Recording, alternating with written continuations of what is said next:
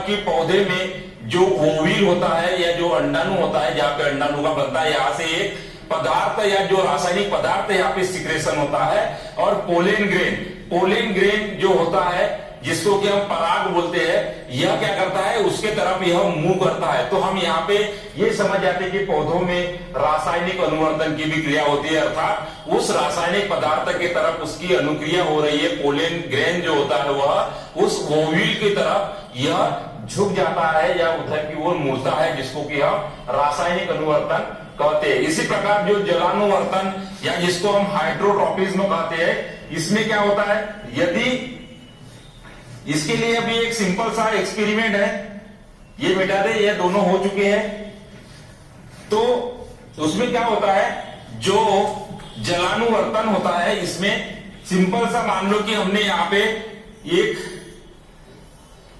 इसमें हमने मिट्टी ली, एक बॉक्स लिया, आयताकार बॉक्स, और यहाँ पे एक तरफ क्या रख दिया, यहाँ पे हमने कुछ जल रख दिया और इसमें कुछ बुरादा लकड़ी का और हमने मिट्टी भर दी। और यहाँ पे क्या है, एक प्लांट है, ये इस प्रकार से, ठीक, ये जड़ें है इसकी और ये प्लांट है।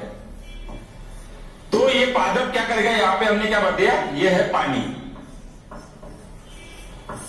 तो ये पादप की जो जड़ें होगी वह कुछ दिनों बाद में हमें पता चलेगा कि इसका जो मूवमेंट्स है वह इस जल की तरफ हो जाता है। तो इसको बोलते हैं हम हाइड्रोट्रोपिज्म या जलानुवर्तन। मतलब ये जड़ें क्या है, इस जल की तरफ मुड़ जाती है, जिसको हम जलानुवर्तन या हाइड्रोट्रोपिज्म कहते हैं। तो इस प्रकार से जो अनुवर्तन होता है, अनुवर्तन का मतलब होता है कि इनके प्रति इनके स्टिमुलस है या उद्दीपन है।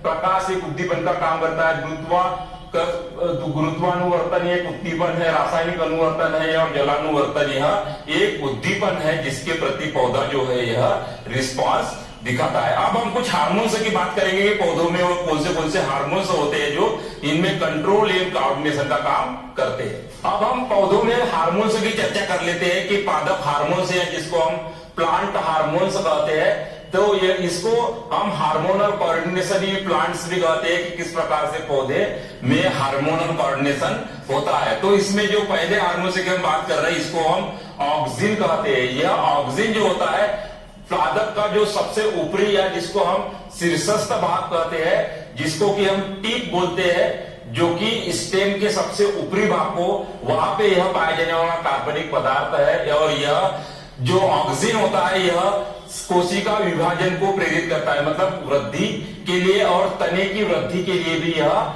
जो होता है प्रमुख भूमिका निभाता है। यदि हम देखते हैं कि यदि स्टेम को या तने को हम काट लेते हैं तो पौधे की वृद्धि रुक जाती है, लेकिन वहां से दूसरी पत्तियां निकलना शुरू हो जाती है। तो इस प्रकार से यह ऑक्सिन हार्मोन। और आपने देखा होगा कि जो बेला मुड़ती है, तो यहाँ पे मान लो कि ये ऑक्सिन है, तो यह प्रकाश की विपरीत दिशा में या छायादार वाले या इस भाग में, जिस भाग में यहाँ पे प्रकाश है, तो यहाँ पे प्रकाश की विपरीत दिशा में यहाँ पे यह कोशिकाओं की वृद्धि करता है, और यह इस प्रकार से इसको पौधे को मोड़ने में सहायता होता है।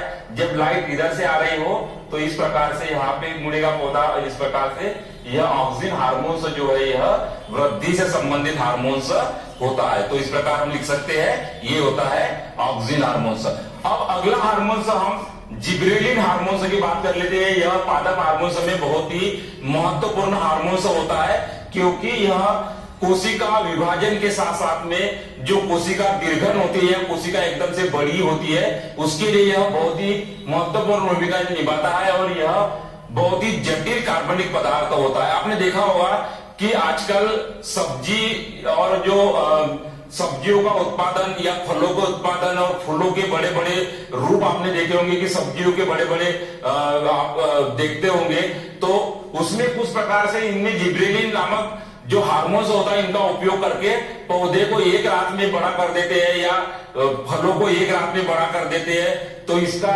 रासायनिक या जो कमर्शियल उपयोग भी बहुत ज्यादा हो रहा है, क्योंकि यह क्या करता है, एक तो कोशिका विभाजन फास्ट कर देता है, साथ में यह दीर्घन और स्टेम में भी यह पाया जाता है, मतलब कि स्टेम की लंबाई के लिए भी यह महत्वपूर्ण भूमिका निभाता है। और बीज रहित पौधे इस प्रकार से यह उसमें भी यह सहायक होता है। अगला हार्मोन आप देखते हैं साइटोकाइनिन। साइटोकाइनिन भी पादप के लिए बहुत महत्वपूर्ण हार्मोन होता है, क्योंकि यह जो बीजों का जो एंडोडर्म या जिसको हम भ्रूण कोश कहते हैं उसमें यह पाया जाता है और तथा जड़ों में यह संश्लेषित होता है। बीजों के भ्रूण कोश में तथा जड़ों में यह संश्लेषित होता है तथा इसकी विशेषता होता है कि यह जो होता है यह सेल डिवीजन में भी महत्वपूर्ण भूमिका निभाता है। इसी के साथ में जो सब्जियों को अधिक समय तक यह ताजा रखता है, क्योंकि इसकी विशेषता होती है कि जो क्लोरोफिल नामक पिगमेंट पादपों में होता है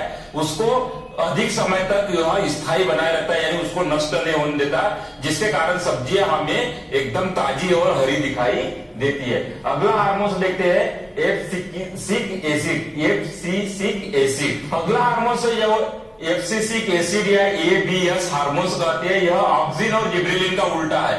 यह ग्रोथ को रोकने का काम करता है, जो सेल डिवीजन और ग्रोथ होती है या जो अंकुरण होता है इसको यह रोकने का काम करता है। तो इस प्रकार इसका काम जो होता है यह उसके जस्ट विपरीत या उल्टा होता है। इसी प्रकार हम एथिलीन की बात करें तो एथिलीन जो होता है पादपों में जो फल जो पकते हैं उस फल पकाने में एथिलीन का बहुत बड़ा महत्वपूर्ण रोल होता है। तो इस प्रकार यह पादप हार्मोन्स होते हैं और पादप हार्मोन्स के द्वारा यह पौधों में कुछ नियमन या इसको हम कोऑर्डिनेशन कहते हैं, इस प्रकार से होता है। तो यहाँ पे आपका यह चैप्टर अब जो होता है यह समाप्त होता है। अब हम देखते हैं अध्याय के प्रश्न, और ये प्रश्न उत्तरी जो है ये पादप हार्मोन से संबंधित है।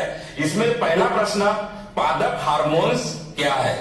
देखिए हमने अभी चर्चा की थी कि पादप हार्मोन्स जो होते हैं वह पौधों में उनका नियंत्रण एवं समन्वय करते हैं और यह एक रासायनिक पदार्थ होते हैं, जैसे कि हमने जंतुओं में हार्मोन्स के बारे में चर्चा की थी। लेकिन पादप में वह तंत्रिका तंत्र का पूर्ण अभाव होता है, यहाँ पे भी कोई भी नर्वस सेल्स वगैरह नहीं होती। तो पादपों में जो नियंत्रण एवं समन्वय होता है वह उनके द्वारा जो हार्मोन्स स्रावित होते हैं विशिष्ट कोशिकाओं द्वारा, यह विशिष्ट कोशिकाओं से स्रावित हार्मोन्स उनका नियंत्रण एवं समन्वय करते हैं। तो आंसर क्या रहेगा?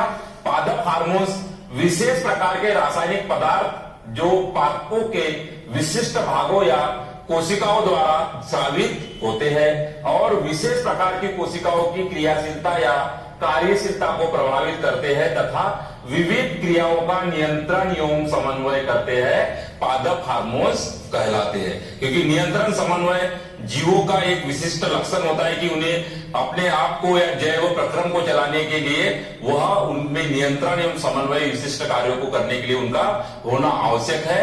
तो पादप भी एक जीव की श्रेणी में आते हैं, तो इनमें भी नियंत्रण एवं समन्वय जो है या इस विशिष्ट कोशिकाओं द्वारा स्रावित हार्मोन्स के द्वारा होता है। तो इस प्रकार से इसका आंसर रहेगा। अब देखते हैं अगला प्रश्न।